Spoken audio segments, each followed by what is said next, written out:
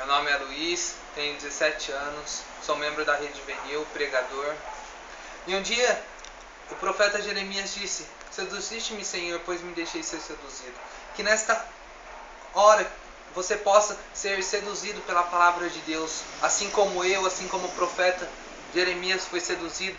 Que essa palavra caia em seu coração e você seja seduzido por Deus. A palavra que eu vou ler está em João capítulo 2. 2 dias depois houve um casamento no povoado de Caná, na região da Galiléia. E a mãe de Jesus estava ali. Jesus e os seus discípulos também tinham sido convidados para o casamento.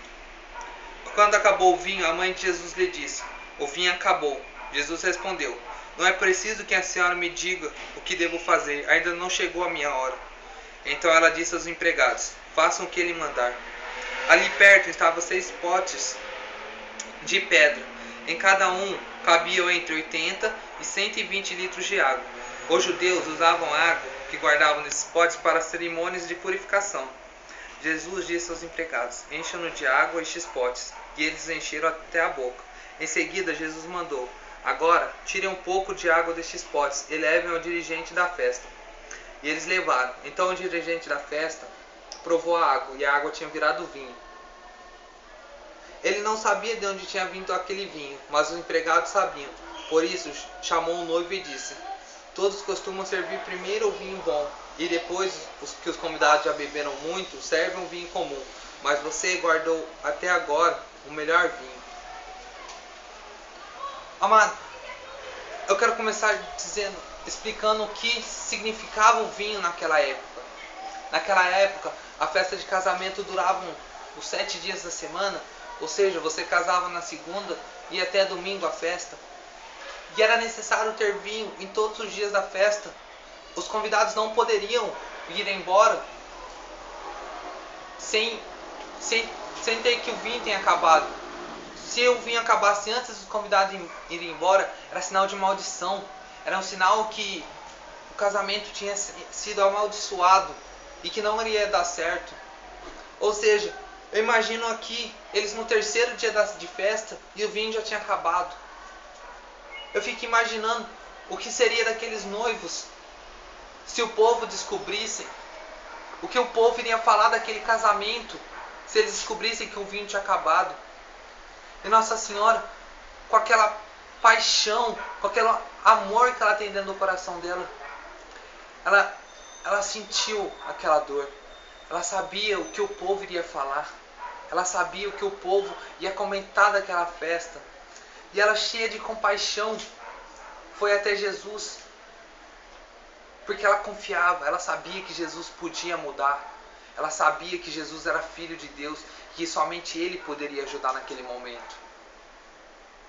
E ela chega perto de Jesus e fala: O vinho acabou. E Jesus responde: Não precisa que a senhora me fale o que eu tenho que fazer, minha hora não chegou. Eu fico imaginando a dor de Nossa Senhora quando ela ouviu isso. Porque ela pensou, na hora que Jesus falou, ela pensou nos noivos. Ou seja, imagina Jesus falando: a minha hora não chegou, e os convidados descobrissem. Mas ela não perdeu a fé. Ela sabia que Jesus podia ajudar. E o que ela fez? Ela ordenou aos empregados que façam, para eles fazerem tudo o que Jesus mandar. Ou seja, mesmo Jesus sendo meio rude com Nossa Senhora, ela não perdeu a fé, ela tinha fé nele. E os empregados mal conheceram Jesus, nem conheciam Jesus, obedeceram. Eu quero trazer para nós hoje em dia o que essa palavra quer nos dizer hoje em dia. Amados, quantas vezes nós não deixamos esta água na nossa vida? Quantas vezes a gente se contenta em beber água? Quantas vezes a gente se contenta na água, sendo que nós possamos tomar vinho? Nós podemos tomar vinho, um vinho bom.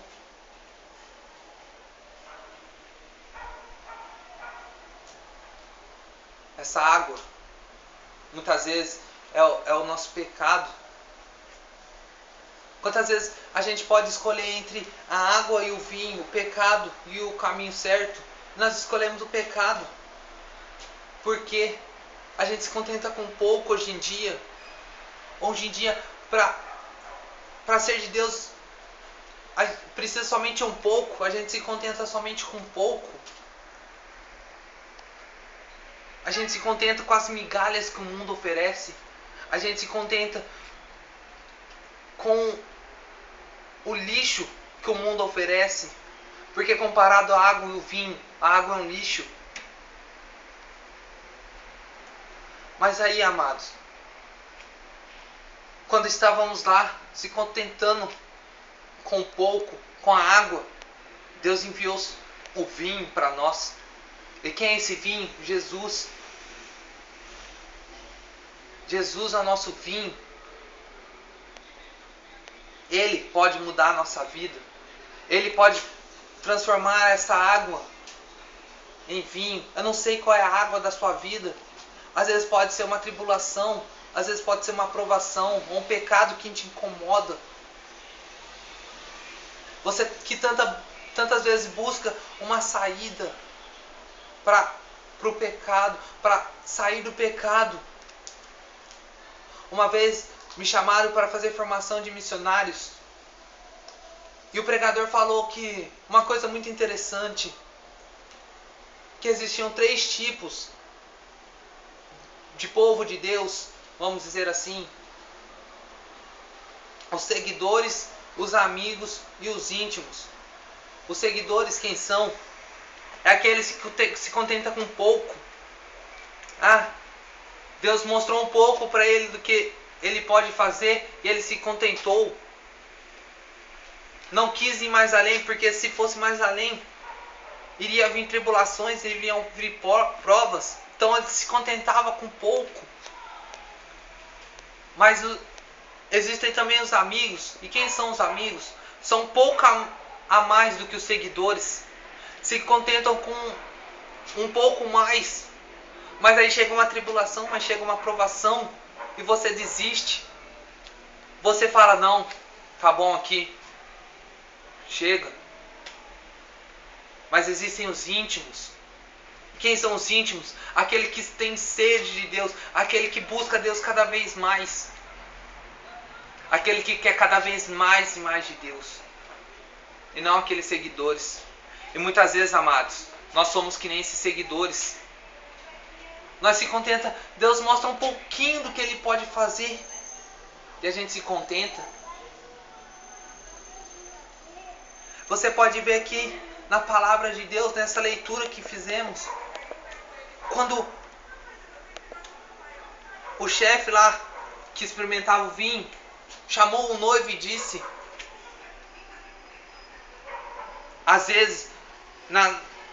muitas vezes nas festas servem primeiro vinho bom, porque aí quanto mais se ficam bêbados, aí vai servindo ruim. Mas não, você guardou o vinho bom para o final. Ou seja, o que essa palavra nos quer dizer? Que tudo que Jesus transforma, tudo que Jesus muda é bom. Você pode ver, aqui era o melhor vinho da festa. Você que se acha um lixo, você acha que não tem jeito para o seu pecado, você que às vezes se sente indigno de estar na presença de Deus por causa do seu pecado, por causa da sua água. Jesus vem e te transforma em algo novo, em um vinho bom. Você que é água, o povo estava falando que você é ruim, que você não tem jeito.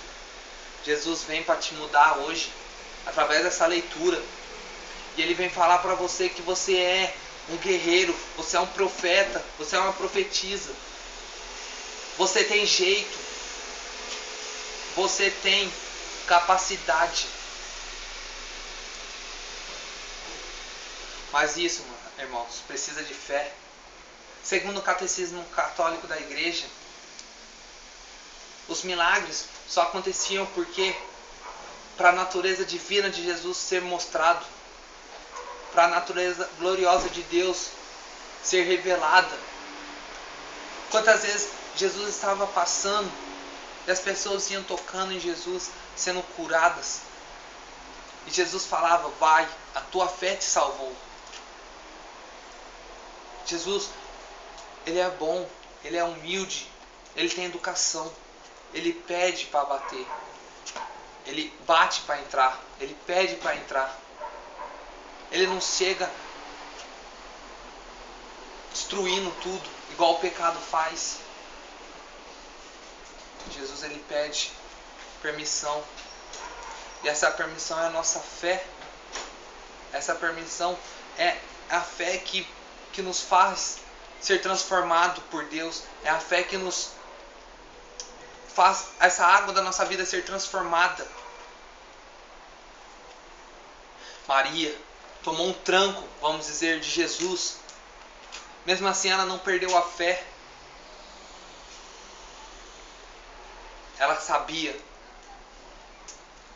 Mas você pode parar: ah, Luiz, mas eu não tenho jeito, não dá comigo.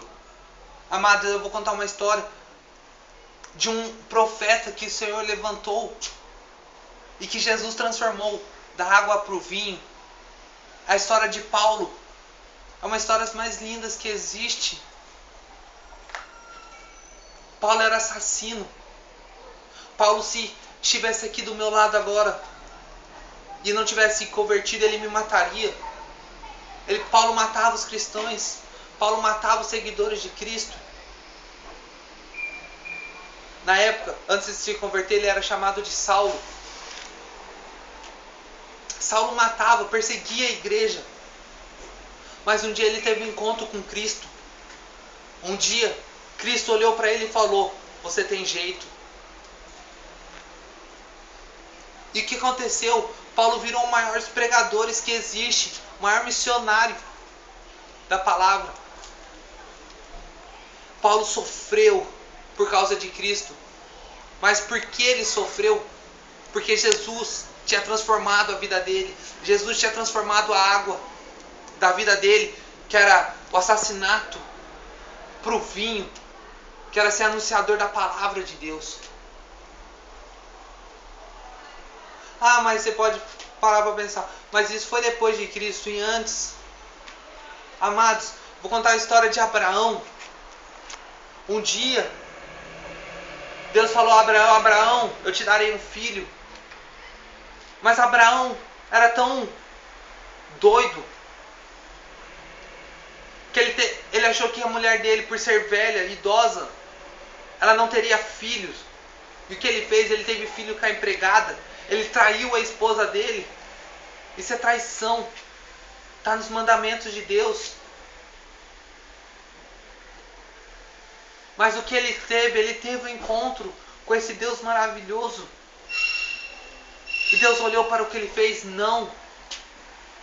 Deus simplesmente falou: a tua geração será mais numerosa do que as estrelas que estão no céu.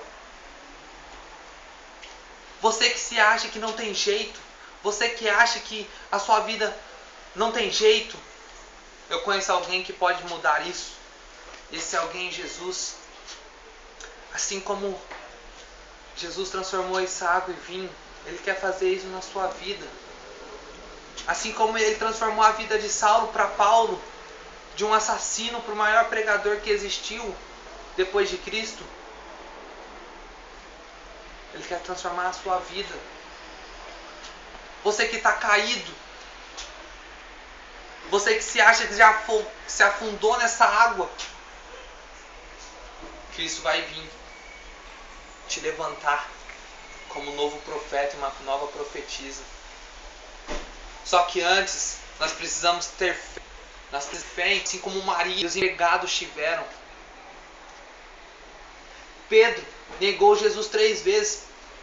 Pedro traiu Jesus, assim como Judas, porque ele fingiu que não conhecia Cristo. E a palavra de Deus fala: se me negares aqui na terra, eu negarei diante do meu Pai. Ou seja, Pedro negou Cristo aqui na terra. Mas ele olhou para o que Pedro fez? Não. Essa água que tinha tomado Pedro de novo, porque quando Cristo morreu, ele voltou a fazer o que fazia antes, voltou a pescar, abandonou Cristo. Mas Cristo olhou para o que ele fez? Não. Cristo o tornou o primeiro Papa. Cristo fez ele um pastor, que até a sombra dele curava. É isso que Deus quer fazer na sua vida. É isso que Cristo quer fazer na sua vida. Mas antes é para você ter fé. Chega de ficar debaixo da mesa, pegando as migalhas do pão. Chega. Está na hora de você sentar na mesa. Está na hora de você sentar na mesa com Cristo e se contentar com o banquete que Ele tem para você. Eu termino essa pregação dizendo: Cristo mudou a minha vida. Cristo me tirou da água, do lixo, onde muitos falavam que eu não seria ninguém, onde muitos falaram que eu não seria nada nessa vida. Mas Cristo mostrou ao contrário, e hoje eu estou pregando a vocês. Eu não sou perfeito, eu erro, sim. Muitas vezes às vezes eu acho que eu erro mais do que qualquer um que está aí no mundo. Mas Cristo não olha para o meu erro. Cristo olha para ele no meu coração. E é isso que Cristo faz na sua vida também. Cristo olha para o seu coração e não para o que você faz. Você que se acha indigno de anunciar a palavra de Deus, de estar na presença de Deus. Você que se acha indigno pelos seus erros. Cristo não olha isso. Cristo olha o seu coração. Então, amados e amadas, tenham fé. Deixe Cristo mudar a sua história. Deixe Cristo transformar a sua vida da água para o vinho. Obrigado, amados.